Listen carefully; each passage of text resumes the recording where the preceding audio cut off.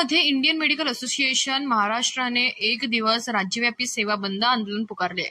महाराष्ट्र शासन व medical कौन्सिलकडून BHMS CCMP डॉक्टरांना ॲलोपॅथिक रजिस्टरमध्ये नोंदणी देण्याच्या अधिसूचनेचा IMA निषेध करत आहे। फक्त एका वर्षाच्या फार्माकोलॉजी अभ्यासावर ॲलोपॅथीची परवानगी देणे हे रुग्णांसाठीही धोकादायक आहे, असे IMAच्या डॉक्टर अलका कुते इंडियन मेडिकल असोसिएशन अमरावती शाखेच्या अध्यक्ष यांची प्रतिक्रिया आहे।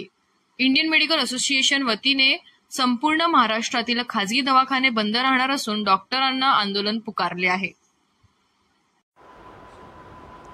IMA अमरावती ब्रांच ही जवळपास 1200 IMA मेंबर्सची ब्रांच आहे आणि आज आम्ही सगळे एक दिवसाचा टोकन स्ट्राईकवर आहोत आणि हा स्ट्राईक आमचा MMC रजिस्ट्रेशन BHMS डॉक्टर्सना जे देण्यात आलेलं आहे, जे सरकारने निर्णय घेतला आहे की CCMP कोर्स करून त्यांना MMC रजिस्टर करायचं, त्याच्या विरोधात आहे। कारण की दोन्ही कोर्सेस हे अगदी डिफरंट आहेत, अगदी वेगळे आहेत